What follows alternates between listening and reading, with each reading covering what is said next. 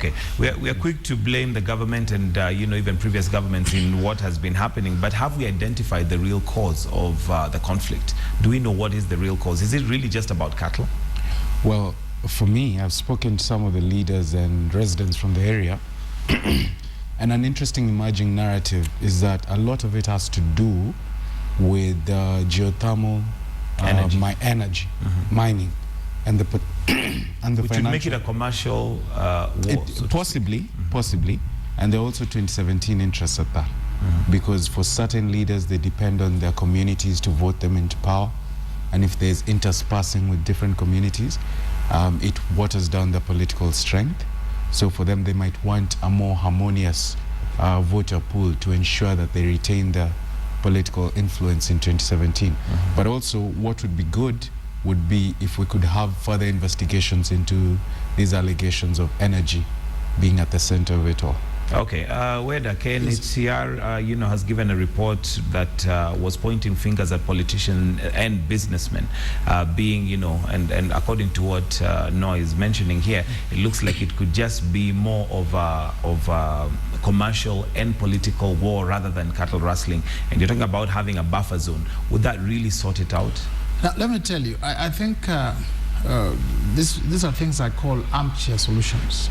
You've had even my younger brother here has never stepped outside Kitale, so he does not understand. The privilege, I own some small property in Kapenguri and I used to teach there. I have told you that when a Turkana is born, he is told or she is told your enemy is the Pokot. That is in their mind. And even nationally voting, all you need to do is to get the Turkanas, and the Pokots will vote the opposite. Even the last elections, the Pokots voted for Jubilee because the Turkanas were the other side. If the Turkanas were to move to Jubilee, automatically the Pokots, it is their own historical issues. Pokots voted issues for that Amani. Issues that even the Prime Minister, the entire court leadership, the Prime Minister, the former Vice President, the ministers, they understand and they were unable to solve. So I don't think it is, if there is about business, it is a recent addition to the traditional problems. But it cannot be ignored.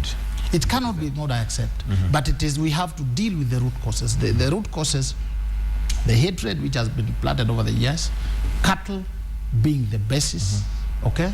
And we resolve that, we resolve the issue of the terrain, then we'll deal with the leaders. Leaders are cashing in on opportunities that have been brought about by this war, by this hatred. So it is not simplistic as to geothermal. These are recent occurrences. These people, even before independence, they have their issues. And then the leaders have been armchair in Nairobi, giving solutions through telephone and Facebook when they do not know. They do not know even that there are no roads. Even helicopters need extra fuel to go across some of those places. That captures the problem of Jubilee giving solutions with that. He's talking about Facebook. All right. But sincerely speaking, we know one of the things that sometimes the mistake council here makes is to assume people have no general understanding of certain issues. I think that if you understood it so much better, and if you can secure yourself an appointment with Uhuru on a parastatal, you then also should secure your an appointment to give him solutions to these issues. Because for me, whenever I find that I have a solution on a matter that I am passionate about, there are ways in which I am able to deliver that solution.